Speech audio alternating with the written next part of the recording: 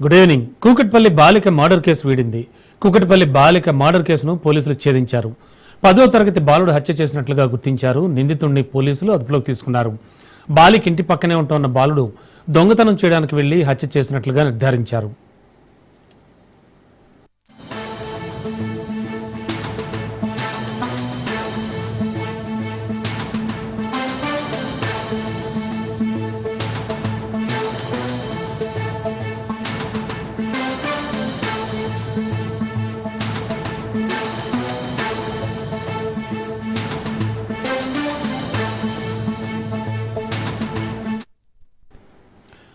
దొంగతనం ఎలా చేయాలో, ఎలా తప్పించుకోవాలో, ఎవరైనా అడ్డొస్తే ఎలా తప్పించుకోవాలో పక్కా ప్లాన్ చేసుకున్నాడు.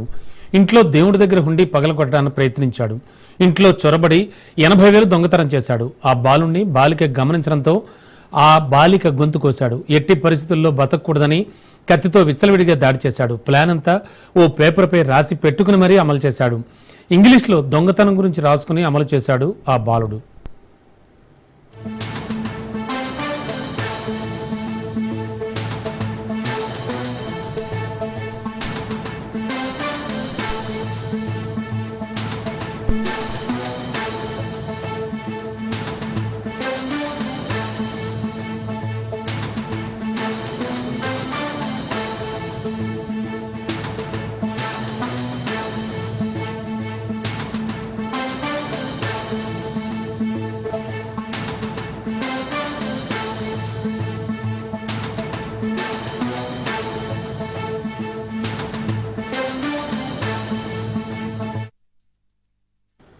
బ్రేకింగ్ లో చూస్తున్నాం. కూకట్పల్లి బాలిక మర్డర్ కేసు వేడింది. పోలీసులు ఛేదించారు. 10వ తరగతి బాలుడు హత్య చేసినట్లుగా గుర్తించారు. నిందితుడిని పోలీసులు అదుపులోకి తీసుకున్నారు. ఇక ఇదే అంశానికి సంబంధించి లేటెస్ట్ ఇన్ఫో అందించడానికి మా కరెస్పాండెంట్ పవన్ లైవ్ లో సిద్ధంగా ఉన్నారు. పవన్, కూకట్పల్లి బాలిక హత్య కేసుకు సంబంధించి పోలీసుల విచారణలో తేలిన నిజాలేంటి?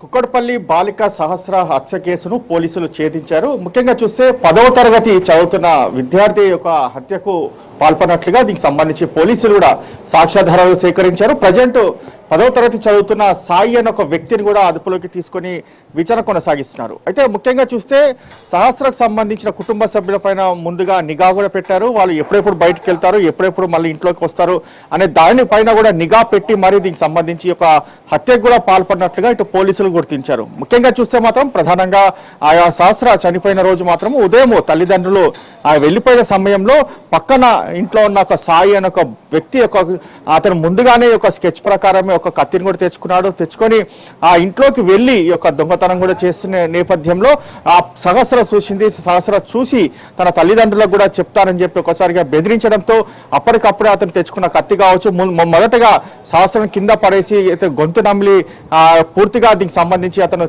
చంపేసిన పరిస్థితి చూస్తున్నాము. దాని తర్వాత ఆమె మళ్ళీ బతుకుతుందనే ఒక భయంతో కూడా తనతో తెచ్చుకున్న కత్తితో పూర్తిగా 18 కాట్లు అంటే 18 పోట్లు కూడా పొడిచి మరీ ఆమెను హత్య చేశారు. హత్య చేసిన దాని తర్వాత ఆమె చనిపోయిందని నిర్ధారించుకున్న దాని తర్వాత అతను పూర్తిగా ఆ యొక్క బిల్డింగ్ పై నుంచి ఇంకో బిల్డింగ్ పైకి దూకి ఒక ఇంటి పక్కన దాదాపు ఒక 15 నిమిషాల పాటు కూడా అక్కడ నక్కి దాచుకుని దాని తర్వాత తిరిగి ఇంట్లో కూడా వెళ్ళిపోయారు. అయితే మొత్తానికి ఈ కేసుకు సంబంధించి పోలీసులు సీసీ కెమెరా ద్వారా చూస్తే మాత్రం ఎక్కడ కూడా ఎలాంటి క్లూస్ కూడా లభించలేదు. అయితే ఒక బాలుడు మాత్రమే మొదటగా ఇంట్లోకి వెళ్ళిన బాలుడు మళ్ళీ తిరిగి రాకపోవడంతోనే దీనికి సంబంధించి అతని పైన అనుమానం వ్యక్తం చేసి పక్కన ఇంట్లో వారందరినీ కూడా విచారించగా ఒక సాఫ్ట్వేర్ ఇంజనీర్ కొంత సమాచారం ఇచ్చారు. ఇక హత్య జరిగిన రోజు ఒక 15 నిమిషాల పాటు ఒక బాలుడు ఇక్కడ పూర్తిగా కొద్దిసేపు ఉన్నాడు, దాని తర్వాత వెళ్ళిపోయాడు అనేది మాత్రం ప్రధానంగా దీనికి సంబంధించి అతను ఒక ఇన్ఫర్మేషన్ ఇచ్చిన నేపథ్యంలో ఆ ఇంట్లో ఎవరెవరు బాలుడు ఉన్నారు దానికి సంబంధించి పూర్తిగా ఆరా తీయగా సాయి అని ఒక వ్యక్తి రావు స్కూల్లో కూడా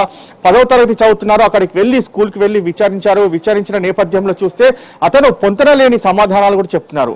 అయితే పోలీసులు అడిగిన ప్రశ్నకు ఒకటి, పోలీసులు అడగలేని ప్రశ్నకు మరొక సమాధానం చెప్పడంతో అతనిపైన అనుమానం వ్యక్తం చేసి అతను అదుపులోకి తీసుకున్నారు. ఇంట్లో పూర్తిగా ఈ యొక్క సోదాలు నిర్వహించగా సోదాల్లో మాత్రము ఇటు రక్తపు మరకలకు సంబంధించిన దుస్తులు కావచ్చు, ఒక కత్తితో పాటు ఒక లెటర్ కూడా లభించింది. ఆ లెటర్ లో మాత్రము హౌ టు యొక్క ఎస్కేప్ కావచ్చు, హౌ టు ఎట్ ఆ యొక్క బ్రేక్, దీనికి సంబంధించి కొన్ని యూట్యూబ్ సంబంధించిన వాటి అన్నిటిని కూడా ముందుగానే ఒక పేపర్ మీద రాసుకొని స్టెప్ బై స్టెప్, అంటే దొంగతనానికి వెళ్ళినప్పుడు ఎలా ఎస్కేప్ కావాలి, how to break the lock అని పూర్తిగా దీనికి సంబంధించి కొన్ని పూర్తిగా వర్డ్స్ కూడా రాసుకొని సంబంధించి పూర్తిగా అతను ప్రిపేర్ అయ్యి మరి ప్లాన్ ప్రకారం ఈ యొక్క హత్య చేసినట్లుగా దీనికి సంబంధించి పోలీసులు గుర్తించిన నేపథ్యంలో ప్రజెంట్ సాయిని అదుపులోకి తీసుకున్నారు. అతను కూడా మైనర్ గానే దీనికి సంబంధించి పూర్తిగా మనకు తెలుస్తుంది కాబట్టి అతనికి సంబంధించి ఇంకా ఎవరైనా ఉన్నారని దానిపైన కూడా ఇన్వెస్టిగేషన్ కూడా చేస్తున్నారు. అయితే హత్య జరిగిన దాని తర్వాత సాయి కూడా అక్కడనే ఉన్నాడు, మళ్ళీ తిరిగి స్కూల్కి వెళ్తున్న పరిస్థితి కూడా చూస్తున్నాము.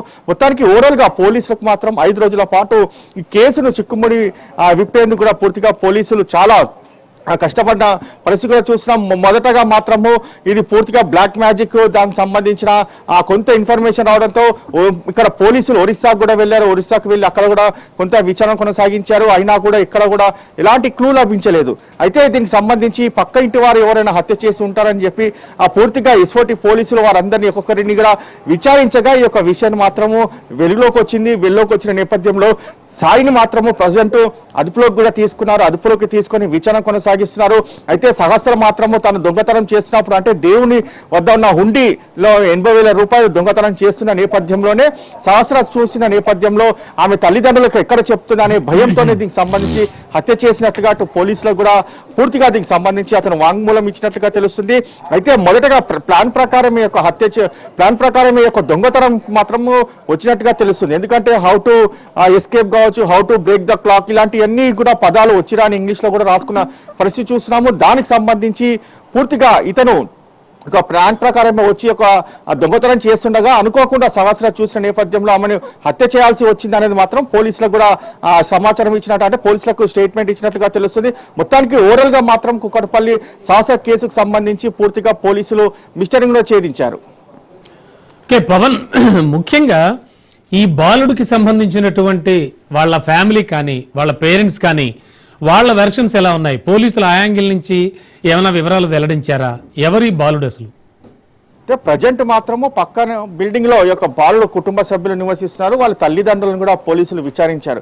అయితే తమ బాలుడు ఇలా హత్య చేసి ఉన్నాడని చెప్పి తమకు కూడా తెలియదని, అయితే ఈ నేపథ్యంలో పోలీసులు వచ్చి ఒక్కసారిగా ఇంట్లో పూర్తిగా సెర్చ్ చేసే ఈ యొక్క దుస్తులు కావచ్చు, కత్తి కావచ్చు, వీటన్నిటిని కూడా చూసి తల్లిదండ్రులు ఒక్కసారిగా వారే షాక్ గురైన పరిస్థితి కూడా చూస్తున్నాం. ఎందుకంటే రోజు మాదిరిగానే ఉన్నాడు బాలుడు, కానీ ఇలాంటి పని చేశాడని చెప్పి తాము నమ్మలేకపోతున్నామని చెప్పి కూడా తల్లిదండ్రులు చెప్తున్న పరిస్థితి కనిపించింది.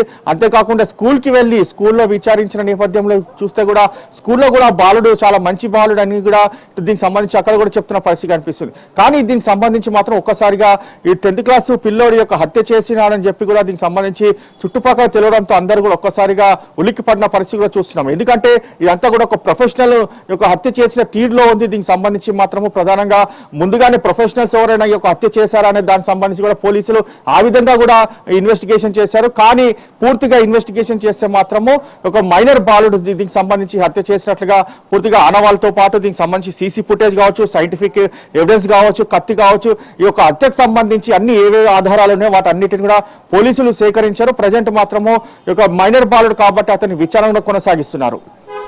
ఓకే, ముఖ్యంగా కేవలం అమౌంట్ దొంగిలిద్దామనే ఉద్దేశంతోనే వెళ్ళాడా, లేకపోతే అంటే ఇటీవల కాలంలో పెచ్చుమీరిపోతున్నటువంటి ఈ యూట్యూబ్లో వస్తున్న రకరకాల వీడియోలు చూసి ఎలా దొంగతనం చేయొచ్చు, డబ్బు వల్ల ఉపయోగాలు ఏంటి, ఇలాంటివి ఏమైనా, అంటే సంథింగ్ ఫిషీ ఏమైనా ఉందా ఇందులో? అంటే ఎందుకని వెళ్ళాడు? ఖచ్చితంగా దొంగతనం చేద్దామనే వెళ్ళాడా? అసలు డబ్బుతో పనేంటి ఆ వయసు పిల్లాడికి? అండ్ వన్ మోర్ థింగ్ ఏంటంటే దీనికి సంబంధించి అసలు పేరెంట్స్ కానీ వాళ్ళ అంటే ఆర్థిక స్థితిగతులు కానీ ఇవేమైనా చెప్పారా పోలీసులు అసలు? ప్రజెంట్ మాత్రము బాలుడు అంటే కొన్ని రోజుల ముందు నుంచే ఒక దొంగతనానికి ప్లాన్ వేసుకున్నట్లుగా తెలుస్తుంది. ఎందుకంటే ఆ సహస్రకు సంబంధించిన వారి ఇంట్లో ఎవరు ఉండరు, ఎందుకంటే వాళ్ళిద్దరు కూడా ఉద్యోగానికి వెళ్ళిపోయినప్పుడు దీనికి సంబంధించి అక్కడ దొంగతనం చేస్తే తనకు ఎలాంటి ఒక ఆటంకం ఉండదు అనేది మాత్రం ప్రధానంగా దీనికి సంబంధించి మొదటి నుంచి కూడా భావించారు. అయితే దొంగతనానికి వెళ్ళినప్పుడు మాత్రం సహస్ర ఆ రోజు ఇంట్లో ఉన్న నేపథ్యంలో పూర్తిగా ఒక్కసారిగా దేవుని వద్ద ఉన్న డబ్బులు తీసుకుంటుండగా సహస్ర చూసిన నేపథ్యంలోనే సహస్ర ఆ వెంటనే ఒక బాలుడికి సంబంధించి ప్రతిఘటించింది. అక్కడ కేకలు వేసి తన తల్లిదండ్రులకు కూడా ఈ యొక్క సమాచారం చెప్తాను, మీరు దొంగతనానికి వచ్చా అని చెప్పి కూడా అడంతో ఒక్కసారిగా బాలికను కింద పడేసి ఆ గొంతుపై నిమిలి మరి చంపిన. దాని తర్వాత ఆమె మళ్ళీ ఎక్కడ బతుకుతుందా అనే ఒక భయంతోనే తన వద్ద నుంచి తెచ్చుకున్న కత్తితో ఒక 18 కత్తిపోట్లు కూడా పూర్తిగా దీనికి సంబంధించి ఆమెను హత్య చేసిన పరిస్థితి కూడా చూస్తున్నాం. ఎందుకంటే మెడపైనే దాదాపు 7 కత్తిపోట్లు కూడా పొడిచారు. ఎందుకంటే ఎక్కడ కూడా ఆమె బతికి ఉండొద్దు అనేది మాత్రము చాలా ఖచ్చితంగా దీనికి సంబంధించి అతను అనుకోని మరి ఒక హత్య చేసినట్లుగా దీనికి సంబంధించి పోలీసులకు కూడా చాలా క్లియర్ గా స్టేట్మెంట్ ఇచ్చిన పరిస్థితి చూస్తున్నాము.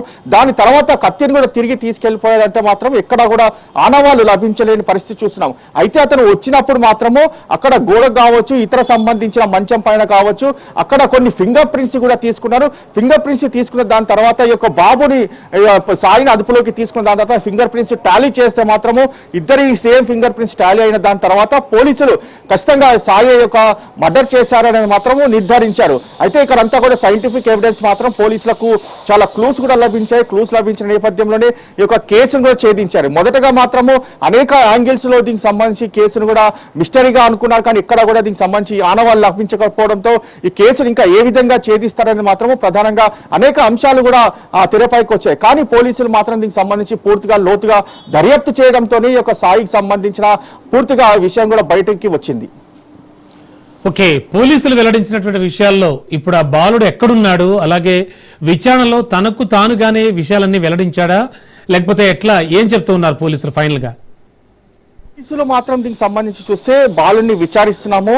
దీనికి సంబంధించి అసలు ఎందుకు అనుకున్నాడు, ఈ యొక్క డబ్బులు ఏం చేయాలనుకుంటున్నాడు, అసలు దొంగతనం అనే ప్లాన్ ఎందుకు వేశారు, అంటే ఈ యొక్క డబ్బులు ఏమైనా అవసరం ఉన్నాయా అతనికి, దానికి సంబంధించి కావచ్చు, ఇతర అన్ని అంశాలపైన కూడా దీనికి సంబంధించి విచారణ కొనసాగిస్తున్నాము. విచారణ అనంతరం కూడా పూర్తి వివరాలు చెప్తామని చెప్పి మరోవైపు పోలీసులు చెప్తున్న పరిస్థితి కనిపిస్తుంది. అయితే ఈ యొక్క బాబుకు సంబంధించి మాత్రం తమ కూడా అంటే పూర్తిగా సైంటిఫిక్ ఎవిడెన్స్ లో బాబుకు సంబంధించిన పూర్తిగా ఈ యొక్క ఆధారాలు లభించిన నేపథ్యంలోనే అతనిపైన అనుమానం వచ్చి విచారించగా ఈ యొక్క విషయాలన్నీ కూడా వెలుగులోకి వచ్చాయని చెప్పి పోలీసులు చెప్తున్న పరిస్థితి కనిపిస్తుంది. ప్రజెంట్ మాత్రము కుకట్పల్లి పోలీసుల అదుపులో ఈ యొక్క బాలుడు ఉన్నారు. అతన్ని విచారణ కొనసాగించిన దాని తర్వాత మరికొద్ది సేపట్లో పూర్తి వివరాలు కూడా తెలిసే అవకాశం కూడా కనిపిస్తుంది. Okay, thank you Bhavan.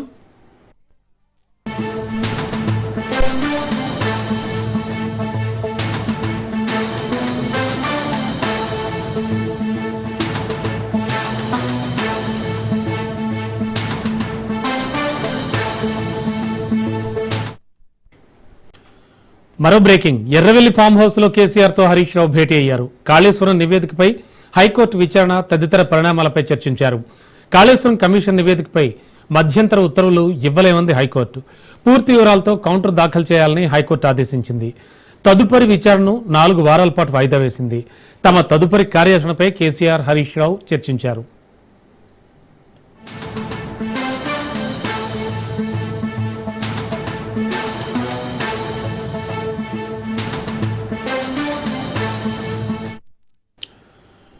Breaking లో చూస్తున్నాం, ఎర్రవెల్లి ఫామ్ హౌస్ లో కేసీఆర్ తో హరీష్ రావు భేటీ అయ్యారు. కాళేశ్వరం నివేదికపై హైకోర్టు విచారణ తదితర పరిణామాలపై చర్చించారు. కాళేశ్వరం కమిషన్ నివేదికపై మధ్యంతర ఉత్తర్వులు ఇవ్వలేముంది హైకోర్టు. పూర్తి వివరాలతో కౌంటర్ దాఖలు చేయాలని హైకోర్టు ఆదేశించింది. ఇక తదుపరి విచారణను 4 వారాల పాటు వాయిదా వేసింది. తమ తదుపరి కార్యాచరణపై కేసీఆర్ హరీష్ రావు చర్చించారు. ఇదే అంశానికి సంబంధించి లేటెస్ట్ ఇన్ఫార్మేషన్ ఇచ్చడానికి మా కరెస్పాండెంట్ సైదులు సిద్ధంగా ఉన్నారు. సైదులు, యాక్చువల్ గా కాళేశ్వరం నివేదికపై హైకోర్టు విచారణ కావచ్చు అండ్ ఆ తర్వాత జరిగే పరిణామాలపై ప్రస్తుతానికైతే ఎర్రవెల్లి ఫామ్ హౌస్ లో కేసీఆర్ తో హరీష్ రావు భేటీ అయ్యారంటున్నారు. ఓవరాల్ గా ఏం ఆలోచిస్తున్నారు, ఏంటి పరిస్థితి? రమణ, కొద్దిసేపటి క్రితమే ఎర్రవల్లి వ్యవసాయ క్షేత్రంలో కేసీఆర్ తో భేటీ అయ్యారు మాజీ మంత్రి హరీష్ రావు, మాజీ మంత్రులు వేముల ప్రశాంత్ రెడ్డి, జగదీష్ రెడ్డి, ప్రస్తుతం ఎంపీగా రాజ్యసభ ఎంపీగా ఉన్నటువంటి దామోదర్ రావు. అయితే ఈ రోజు హైకోర్టు తీర్పు నేపథ్యంలో ఈ భేటీకి ప్రాధాన్యత అని కూడా మనం చెప్పుకోవచ్చు. ఎందుకంటే కాళేశ్వరం కమిషన్ రిపోర్ట్ ను సవాల్ చేస్తూ 2 వేర్వేరు పిటిషన్లు మాజీ ముఖ్యమంత్రి కేసీఆర్, మాజీ మంత్రి హరీష్ రావు హైకోర్టులో పిటిషన్ దాఖలు చేశారు. అయితే ఆ 2 పిటిషన్లను కలిపి హైకోర్టు ప్రధాన న్యాయమూర్తి అపరేష్ కుమార్ సింగ్ విచారించారు. అయితే విచారణ సమయంలో ప్రస్తుతం అయితే ఈ యొక్క కాళేశ్వరం కమిషన్ రిపోర్ట్ మధ్యంతర ఉత్తర్వులు ఇవ్వలేమని చెప్పేసి కూడా స్పష్టం చేస్తూ కౌంటర్ దాఖలు చేయాలని చెప్పేసి కూడా ప్రభుత్వానికి ఆదేశాలు జారీ చేసింది హైకోర్టు. దాంతో పాటుగా ఇక ఎక్కడైతే వివిధ ప్లాట్ఫామ్స్ లో సోషల్ మీడియాలో కాళేశ్వరం కమిషన్ రిపోర్టు 60 పేజీల నివేదిక దాన్ని వెంటనే తొలగించాలని చెప్పేసి కూడా ప్రభుత్వానికి ఆదేశాలు జారీ చేసింది. అయితే మధ్యంతర ఉత్తర్వులు ఇవ్వలేమని చెప్పేసినటువంటి హైకోర్టు సో తదితర పరిణామాలపైన ఇక ఫర్దర్ గా ఏ విధంగా ముందుకెళ్లాలనే అంశం పైన కూడా కొద్దిసేపటి క్రితమే ఎర్రవల్లి వ్యవసాయ క్షేత్రంలో కేసీఆర్ తో మాజీ మంత్రి హరీష్ రావు భేటీ అయ్యి ఆ భేటీలో ఇదే అంశాలపైన చర్చిస్తున్నారు. అయితే ఈ రోజు హైకోర్టులో వాదన జరుగుతున్నప్పుడు హైకోర్టు ప్రధానంగా అడ్వకేట్ జనరల్ ఒక ప్రశ్న వేసింది. అంటే కాళేశ్వరం కమిషన్ రిపోర్ట్ ఏదైతే ఉందో ఆ రిపోర్ట్ కు సంబంధించి అసెంబ్లీలో చర్చ పెడతారా, లేదంటే ఏమైనా తప్పిదాలు ఉంటే వ్యక్తులపైన చర్యలు తీసుకుంటారా అని హైకోర్టు అడిగినప్పుడు ఖచ్చితంగా అసెంబ్లీలోని చర్చ పెడతామనేది కూడా అడ్వకేట్ జనరల్ హైకోర్టు ప్రధాన న్యాయమూర్తికి చెప్పినట్టు కూడా మనకి విశ్వసనీయ సమాచారం. సో ఇక మరి ఇది కాళేశ్వరం కమిషన్ రిపోర్ట్ ను అసెంబ్లీలో చర్చ పెడితే ఏ విధంగా మనం దానిపైన చర్చించాలి, ఏ విధంగా ముందుకెళ్లాలనేది కూడా బీఆర్ఎస్ పార్టీ మొదటి నుంచి కూడా ఒక ఆలోచన చేస్తుంది. అంటే ప్రభుత్వానికి డిమాండ్ కూడా చేసింది, సవాల్ కూడా చేసింది. అంటే ఏమని, ఖచ్చితంగా కాళేశ్వరం కమిషన్ రిపోర్ట్ ఏదైతే ఉందో అది పూర్తిగా కాంగ్రెస్ కమిషన్ రిపోర్టు అసెంబ్లీలో చర్చ పెడితే చర్చించడానికి మేము సిద్ధమని చెప్పేసి కూడా సవాల్ ఇసిరారు మాజీ మంత్రి హరీష్ రావు గతంలోని. కాబట్టి ఇప్పుడు ఖచ్చితంగా అసెంబ్లీలో కూడా చర్చ పెట్టే అవకాశం ఉన్న నేపథ్యంలో బీఆర్ఎస్ పార్టీ ఒక నిర్ణయానికి రాబోతుంది. దానిలో భాగంగానే ఇప్పుడు ఈ భేటీకి ప్రాధాన్యత అని చెప్పవచ్చు. అంటే ఏంటి, ఒకవేళ ఒకవైపు మనకి వర్షాకాల సమావేశాలు కూడా నెక్స్ట్ మంత్ పెట్టే అవకాశం ఉన్న నేపథ్యంలో, లేదంటే సపరేట్ గా మనకి ఈ యొక్క కాళేశ్వరం కమిషన్ రిపోర్ట్ పైన ప్రత్యేకించి 2-3 రోజుల పాటు ఏమైనా ప్రత్యేక అసెంబ్లీ సమావేశం ఏర్పాటు చేసినప్పటికీ కూడా ప్రభుత్వం సో ఖచ్చితంగా బీఆర్ఎస్ పార్టీ కూడా దాన్ని ఎలా డిఫెన్స్ చేయాలి, ఏ విధంగా ప్రజలకు వాస్తవాలు తెలియపాలనేది కూడా ఒక నిర్ణయానికి రాబోతుంది. సో ఇప్పుడు అదే ఈ యొక్క భేటీలో చర్చిస్తున్నట్టు కూడా మనకు సమాచారం. ఎందుకంటే కాళేశ్వరం కమిషన్ గొప్పతనం ఏంటో ప్రజలకు తెలియాలనేది కూడా బీఆర్ఎస్ పార్టీ ఒక నిర్ణయానికి రాబోతుంది చెప్పాలని కూడా. ఎందుకు 2014లో రాష్ట్రం ఏర్పడిన తర్వాత మనకి తెలంగాణకి జీవనాడి అనేటువంటి కాళేశ్వరం ప్రాజెక్ట్ ని ఎంతో ప్రతిష్టాత్మకంగా బీఆర్ఎస్ పార్టీ నిర్మించింది. ఇవాళ ఆ కాళేశ్వరం ప్రాజెక్ట్ లో 3 బ్యారేజీలు, అన్నారం, మేడిగడ్డ, సుందిల్లా, దాంతో పాటుగా పంప్ హౌజులు, టన్నెల్స్, సొరంగ మార్గాలు అనేకం ఉన్నాయి. కాబట్టి సో కాళేశ్వరం ప్రాజెక్ట్ లో మేడిగడ్డలో ప్రధాన భాగం గుండెకాయ లాంటిది అనేటువంటి మేడిగడ్డ కాళేశ్వరం ప్రాజెక్ట్ కి సో అందులో 2 పిల్లర్లు పొందితే కాంగ్రెస్ పార్టీ పెద్ద రాద్ధాంతం చేసి కాళేశ్వరం ప్రాజెక్ట్ ని ఒక విఫల ప్రాజెక్ట్ గా ప్రచారం చేసింది అనేది కూడా బీఆర్ఎస్ పార్టీ చెప్తూ వస్తుంది. కాబట్టి దానిలో భాగంగానే వీటన్నిటి అంశాలపైన కూడా ప్రజలకు తెలియాలి, వాస్తవాలు తెలియాలనేది కూడా బీఆర్ఎస్ పార్టీ ఒక నిర్ణయానికి వస్తుంది. దానిలో భాగంగానే ఎప్పుడు అసెంబ్లీ పెట్టినా, ఎప్పుడు ఈ యొక్క కాళేశ్వరం కమిషన్ రిపోర్ట్ పైన చర్చ పెట్టినా కూడా దాన్ని ఖచ్చితంగా డిటెండ్ చేయడంతో పాటుగా ప్రజలకు వాస్తవాలు చెప్పేందుకు కూడా బీఆర్ఎస్ పార్టీ సిద్ధమవుతుంది. సో దానిలో భాగంగానే ఈ రోజు హైకోర్టు ఇచ్చినటువంటి తీర్పు, ఆ తర్వాత ఒకవేళ ప్రభుత్వం ఎటువంటి నిర్ణయం తీసుకోబోతుంది, ఒకవేళ చర్చ పెడితే అసెంబ్లీలో ప్రత్యేక ఈ యొక్క కాళేశ్వరం కమిషన్ రిపోర్ట్ పైన ప్రత్యేక అసెంబ్లీ సమావేశం ఏర్పాటు చేసి చర్చ పెడితే మాత్రం దానిలో కూడా మనం ఏ విధంగా డిఫెన్స్ చేయాలనే దానిపైన కూడా కేసీఆర్ తో మాజీ మంత్రి హరీష్ రావు చర్చిస్తున్నట్టు కూడా మనకైతే సమాచారం. కొద్దిసేపటి క్రితమే ఎర్రవల్లి వ్యవసాయ క్షేత్రంలో కేసీఆర్ తో భేటీ అయ్యారు మాజీ మంత్రి హరీష్ రావు, మాజీ మంత్రులు ఎమ్మెల్యే ప్రశాంత్ రెడ్డి, జగదీష్ రెడ్డి, ఫస్ట్ ఎంపీగా ఉన్నటువంటి దామోదరావు. తర్వాత మరి 2-3 రోజుల తర్వాత హరీష్ రావు గాని కేటీఆర్ కూడా మీడియా ముందుకు వచ్చే అవకాశం కనిపిస్తుంది.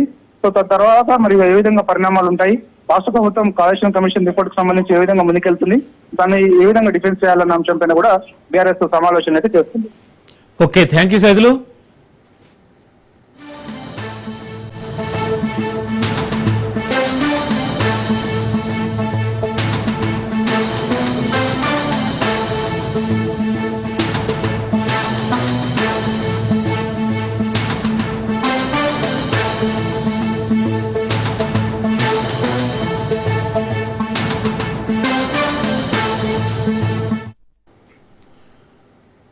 మరో బ్రేకింగ్. ఉమ్మడి కర్నూలు జిల్లా నెక్కంటి రేంజ్ ఫారెస్ట్ సిబ్బందిపై ఎమ్మెల్యే బుడ్డా రాజశేఖర రెడ్డి దాడి చేశారు. ఈ ఘటనకు సంబంధించి ఫారెస్ట్ సిబ్బందిని అమరావతి పిలిపించుకున్నారు డిప్యూటీ సీఎం పవన్ కళ్యాణ్. ఈ ఘటనకు కారణమైన విషయాలన్నీ అడిగి తెలుసుకున్నారు. అటవీ సిబ్బందిని డిప్యూటీ సీఎం పవన్ పరామర్శించారు.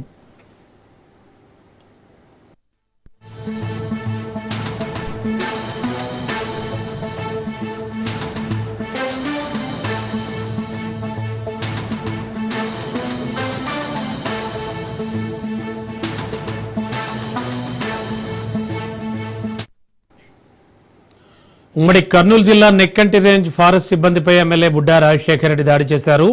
ఈ ఘటనకు సంబంధించి ఫారెస్ట్ సిబ్బందిని అమరావతి పిలిపించుకున్నారు డిప్యూటీ సీఎం పవన్ కళ్యాణ్. ఘటనకు కారణమైన విషయాలు అడిగి తెలుసుకున్నారు. అటవీ సిబ్బందిని డిప్యూటీ సీఎం పవన్ పరామర్శించారు. ఇక ఇదే అంశానికి సంబంధించి లేటెస్ట్ ఇన్ఫో అందించడానికి మా కరెస్పాండెంట్ వాసు సిద్ధంగా ఉన్నారు. వాసు, డిప్యూటీ సీఎం పవన్ కళ్యాణ్ పరామర్శించడం కావచ్చు అండ్ అంటే ఫారెస్ట్ సిబ్బందిని మొత్తం ఓవరాల్గా ఫారెస్ట్ సిబ్బందిపై ఎమ్మెల్యే దాడికి సంబంధించిన ఘటనకి సంబంధించి పవన్ కళ్యాణ్ ఏ విషయాలు ప్రస్తావించినట్టుగా తెలుస్తూ ఉంది అండ్ ఏం చెప్పారు వాళ్ళు అసలు? Thank you Ramana. అంటే ప్రధానంగా చూసుకుంటే కనుక ఇది కొంతమేర ప్రభుత్వానికి అపప్రద తెచ్చే అంశంగానే ఏపీ ప్రభుత్వం పరిగణిస్తుంది. దీంట్లో ప్రధానంగా చూసుకుంటే కనుక శ్రీశైలం ఘటనపై మాజీ ఎమ్మెల్యేలు కూడా ఫైర్ అయ్యారు. ఈ నేపథ్యంలోనే ఎవరైతే ఈ ఘటనపై ఎవరైతే అటవీ సిబ్బంది ఉన్నారో ఫారెస్ట్ నెక్సెన్స్ రేంజ్ ఫారెస్ట్ సిబ్బంది పిలిపించుకుని ప్రత్యేకంగా డిప్యూటీ సీఎం పవన్ కళ్యాణ్ పిలిపించుకుని మాట్లాడారు. ఈ పిలిపించుకుని మాట్లాడే నేపథ్యంలోనే అంటే తమకు ఏదైతే విధులు ఉన్నాయో విధులకు ఆటంకం కలిగించారని, అట్లాగే తమ పైన కొంతమేర అసభ్య పదాలను కూడా వాడినట్టుగా కూడా పవన్ కళ్యాణ్ దృష్టికి అటవీ సిబ్బంది తీసుకెళ్ళడం కూడా జరిగింది. అయితే ఇటువంటి సంఘటనలు రాజకీయ పరంగా పునరావృతం అయితే కనుక మాకు ఆత్మస్థైర్యం దెబ్బతినే పరిస్థితులు ఉన్నాయని పైన కూడా పవన్ కళ్యాణ్ వివరించారు. అయితే పవన్ కళ్యాణ్ కూడా కొంత మనస్తాపం చెందినట్లుగా తెలుసుకొని ఇటువంటి సంఘటన పునరావృతం కాకుండా ఈ చర్యలు తీసుకుంటామని చెప్పేసి మాత్రం సిబ్బందికి హామీ ఇచ్చారు. అట్లాగే అంటే ఏదైతే ఇది ఒక రకంగా రాజకీయానికి ముడిపడి ఉంది. అదే రకంగా చూసుకుంటే కనుక ఈ ఫారెస్ట్ సిబ్బంది ఏదైతే ఉందో వీళ్ళందరూ కూడా ఆత్మస్థైర్యం దెబ్బతినే పరిస్థితి కనిపిస్తుంది. రాత్రి పగలు కూడా అనేకమైన ఇబ్బందులకి ఓర్చుకుని అలాగే ఫారెస్ట్ లో మేము విధులు నిర్వహిస్తున్నామని, అయితే ఇటువంటి సంఘటనలు మన ముందు మనస్తాపానికి గురి చేస్తున్నాయని చెప్పేసి మాత్రం ప్రధానంగా ఫారెస్ట్ సిబ్బంది పవన్ కళ్యాణ్కి తెలియజేశారు. అయితే దీనిపైన దేశవ్యాప్తంగా కూడా పవన్ కళ్యాణ్ కొంతమేర ఓర్పు వహించవలసిందిగా ఫారెస్ట్ సిబ్బందికి చెప్పారు. అయితే అటువైపు బుడ్డా పైన కూడా కొంత పవన్ కళ్యాణ్ అసహనం వ్యక్తం చేయడం కూడా జరిగింది. బుడ్డా రాజశేఖర్ పైన ఇటువంటి పునరావృతం కాకుండా చూస్తానని చెప్పేసి కూడా పవన్ కళ్యాణ్ హామీ ఇచ్చారు. అయితే వీళ్ళు మాత్రం దేశవ్యాప్తంగా తమను ఏదైతే అసభ్య పదజాలతో దూషించారో అతని పైన కూడా చర్య తీసుకోవాలన్నప్పటిగానే డిప్యూటీ సీఎం చెప్పారు. దానిపైన ఖచ్చితంగా చర్యలు తీసుకుంటామని, అయితే అప్పటి వరకు వేచి చూడాలని చెప్పేసి పవన్ కళ్యాణ్ చెప్పారు. ఇటువంటి సమస్యలు ఎట్టి పరిస్థితుల్లోనూ పునరావృతంగా చూస్తామని చెప్పేసి కూడా హామీ ఇచ్చారు. అయితే మరోవైపు చూసుకుంటే కనుక బుడ్డా రాజశేఖర రెడ్డి పైన కూడా ఇదే పరిస్థితి కొనసాగితే కనుక ఖచ్చితంగా బుడ్డా రాజశేఖర రెడ్డి పైన చర్యలు తీసుకుంటామని పవన్ కళ్యాణ్ హామీ ఇచ్చారు. Ramana. Okay, thank you Vasu.